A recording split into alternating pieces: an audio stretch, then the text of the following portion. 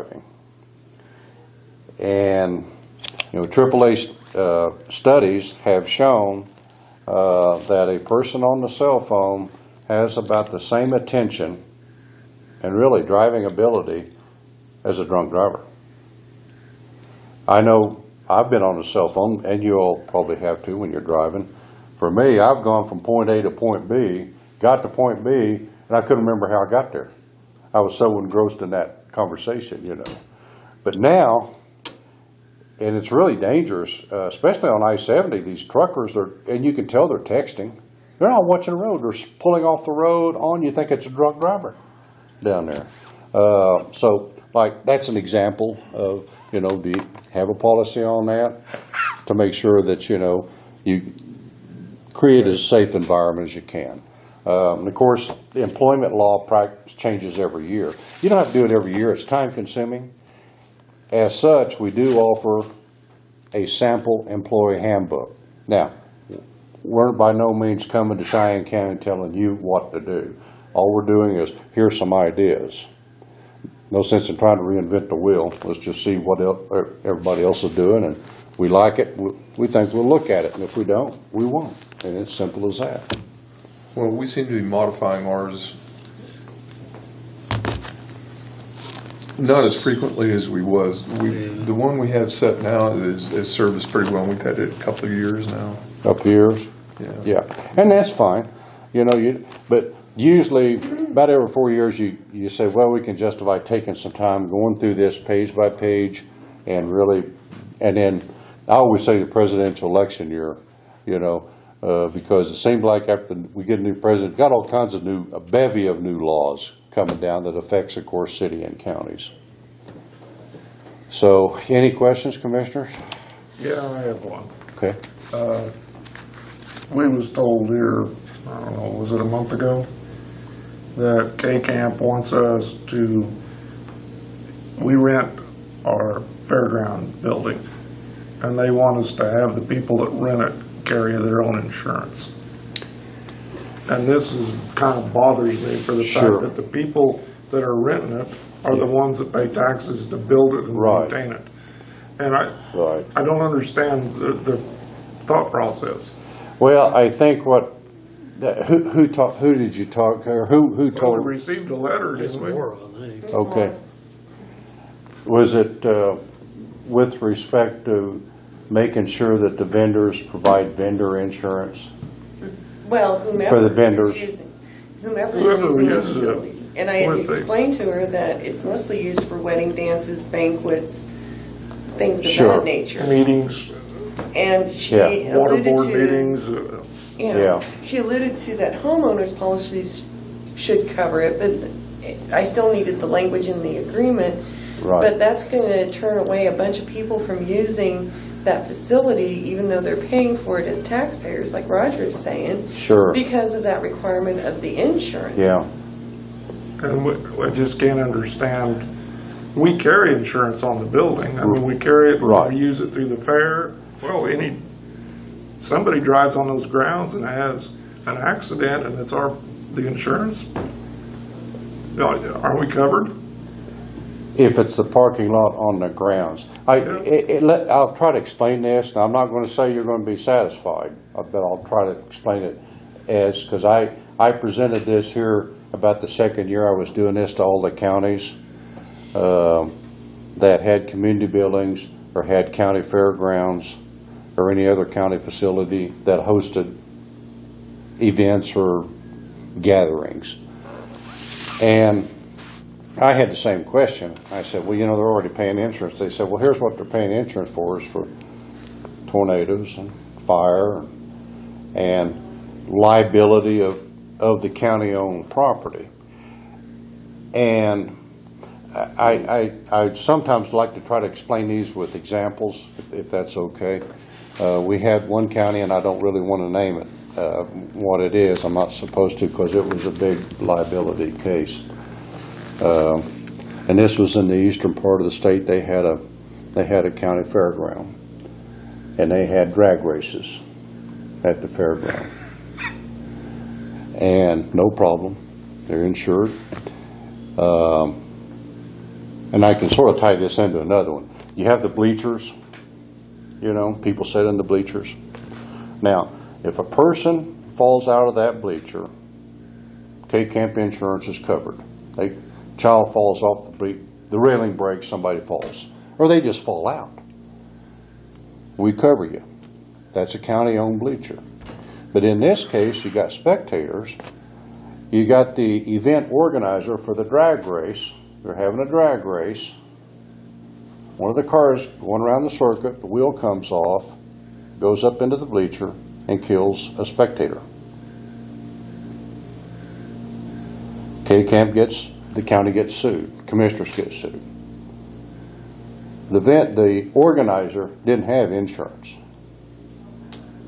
So who's on who? Now, at what point can K-Camp take the risk of these event organizers and insuring their liability when there is already on the market vendor insurance specifically designed for something like that? I'll use another example, and I was asked about this in Morton County. They built a new event center there specifically so they could have gun shows and stuff like that. And we went down and said, now the vendors, whoever the organizer is, needs to make sure he carries an umbrella liability. And they said, well, why? I said, well, in this case, the vendors come in there and they set up their tables and they string extension cords and, you know, plug them in. That's understandable. Who would be responsible if a guy's got a snow cone machine and he strings a extension cord and somebody trips over his extension cord that he strung? Would K-Camp be responsible for that? If it was county maintenance guy and county extension cord, we would be. So it's a matter of how do you go about insuring vendors that you really don't have any control over, and we had one, basically what it boils down to is if it's county sponsored, if it's a county event, then K-Camp covers. But if it is a private event, K-Camp is limited because of the potential liability of the injuries arising from the actual event. Yeah. Does that make sense? Yeah, it does. But hey, you don't like it, I understand. But insurance companies, you know, look at the risk and what control do we have. That's why with our counties we have risk management services, but we had one county had a town square and they had, you know, art fair or craft fair on the county grounds, no problem, pretty not high risk, you would think. But at one of the food stands, the vendor there, somebody got sick on county property, eating a hot dog or something. Had to go to the hospital. Who pays the hospital bill? Well, they sued the county. Because the vendor, you let them come on there and serve food, and they got sick, and it's your property, and so you're responsible. So I think that's the line. I know it doesn't set well. It doesn't set well with me, but And I think we're not so concerned about vendors. That one I can understand.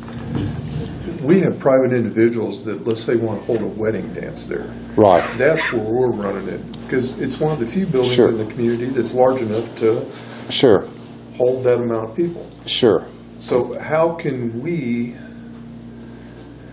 continue to let them use the facility? Right. Well, I think what the K-Camp may be saying, I don't want to speak for whoever wrote that letter by any means.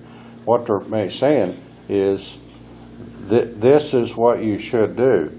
If you don't do it, that's fine. But if something happens, you may or may not be covered depending on what happened.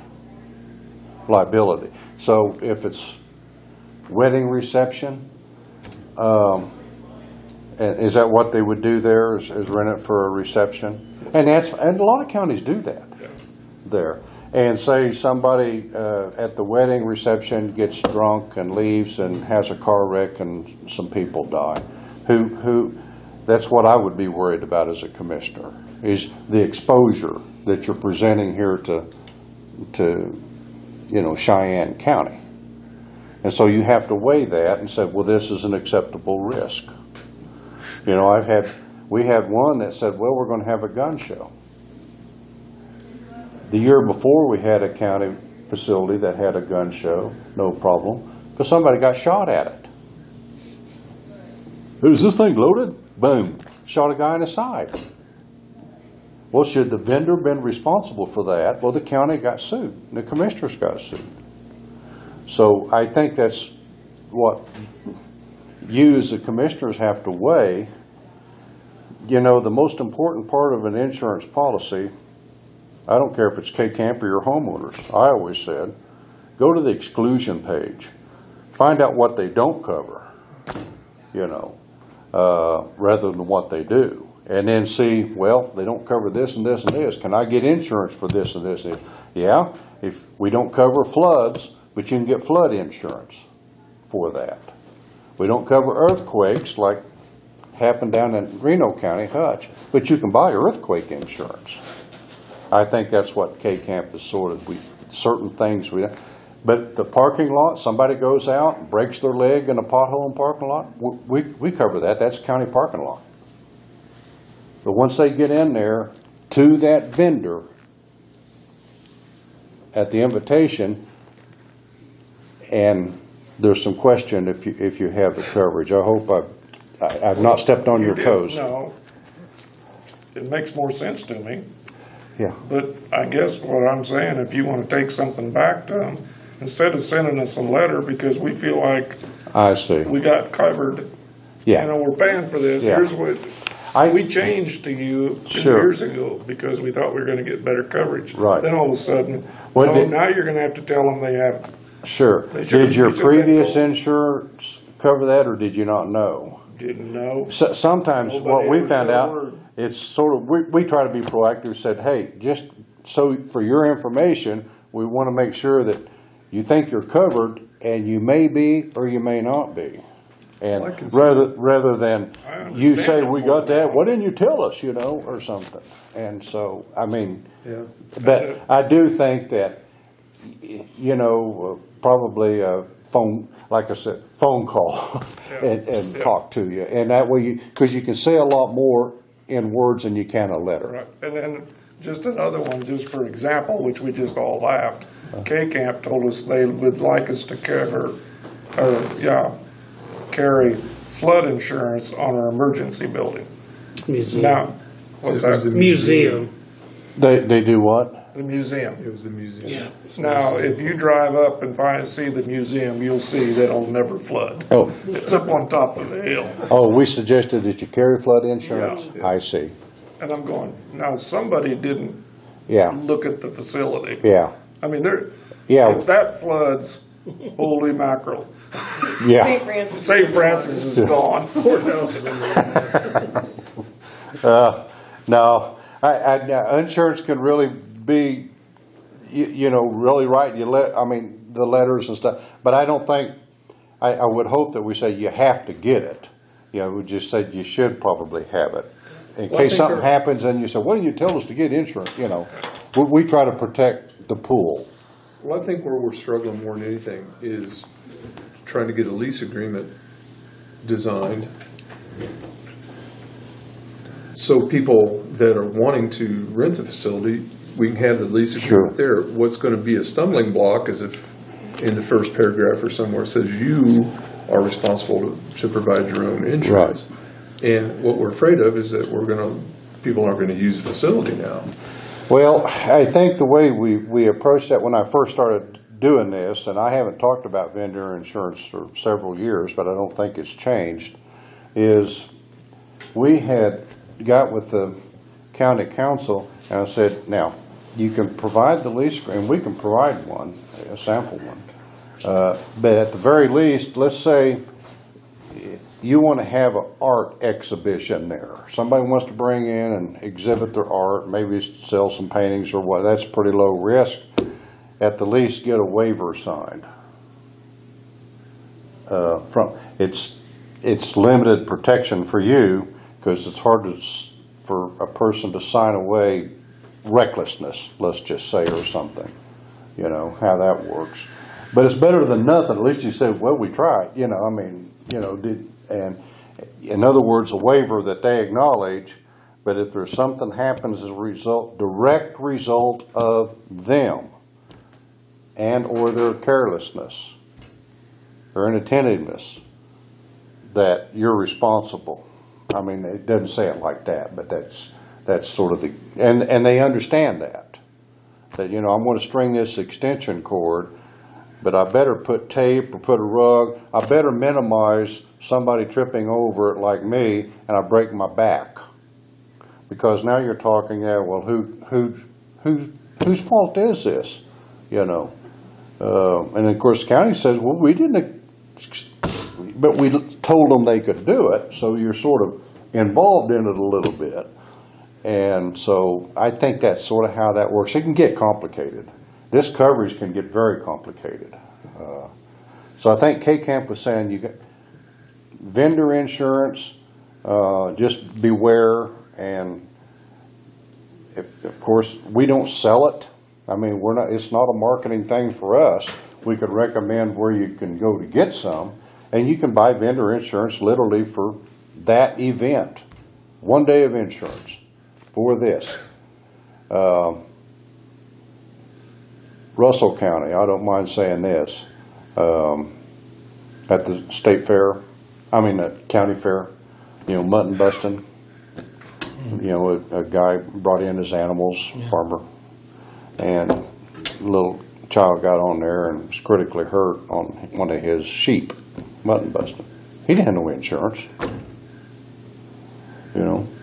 So at what level does the commissioners want to see that farmer or individual that brought his animals in, I guess, probably for